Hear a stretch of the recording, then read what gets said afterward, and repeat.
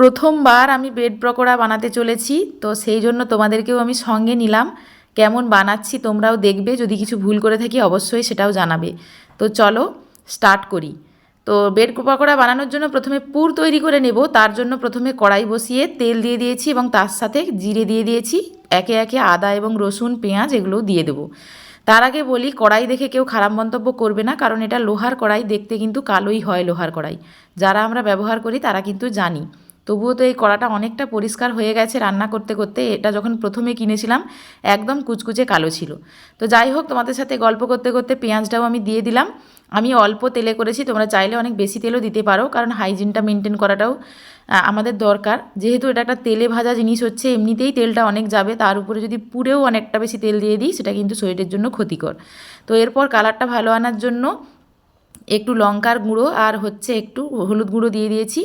সঙ্গে আমার একটু গাজর ছিল, গাজরটাও দিয়ে দিয়েছি। তোমরা চাইলে যে কোনো সবজি দিতে পারো, সেক্ষেত্রে খুব ছোট ছোট করে কাটতে হবে, নাহলে কিন্তু পুরটা বানানোর পর মানে ওগুলো যদি বড় বড় কাটা থাকে তাহলে কিন্তু ভেতরে দিতে অসুবিধা হবে। তারপর সেদ্ধ করে রাখা আলু দিয়ে দিয়েছি আর একটু ধনের পাতা দিয়ে দিয়েছি। তারপর একটু নাড়ানাড়ি করে মোটামুটি আমি নামিয়ে দিয়েছি একটু ঠান্ডা হওয়ার জন্য। পুর আমাদের রেডি। এরপর ব্রেড নিয়েছি, আমি ব্রাউন ব্রেড নিয়েছি, তোমরা যে কোনো ব্রেডই নিতে পারো।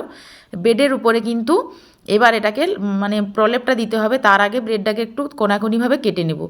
এখানে বলে রাখি, আমি এক হাতে ক্যামেরা ধরে আমি কিন্তু ভিডিওটা করছি, তাই জন্য এরকমভাবে দেখাতে হচ্ছে।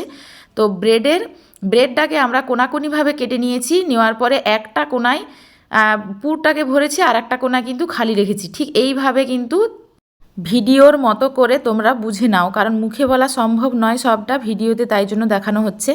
সমস্ত রুটিগুলো তৈরি করে নিয়েছি, তারপরে একটা ব্যাটার তৈরি করার জন্য চলে এসেছি। একটা পাত্রে বেসন নিয়েছি, হলুদ গুঁড়ো, লবণ আর লঙ্কার গুঁড়ো দিয়ে জল দিয়ে ভালো করে একটা স্মুথ ব্যাটার তৈরি করব। তো ব্যাটারটা যেন একটু পাতলা হয়, খুব একটা ঘনও না খুব একটা পাতলাও না, এরকমভাবে তৈরি করতে হবে।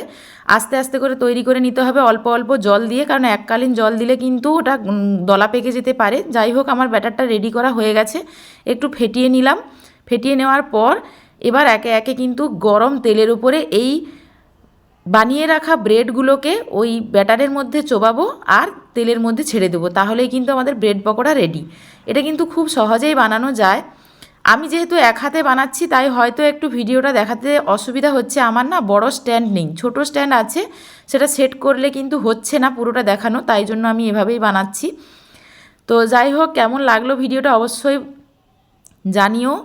পারলে চ্যানেলটাকে সাবস্ক্রাইব করে দিও, আর ফেসবুক থেকে দেখলে অবশ্যই ফলো করে দিও পেজটাকে। তো ভালো থাকবে সবাই, সুস্থ থাকবে।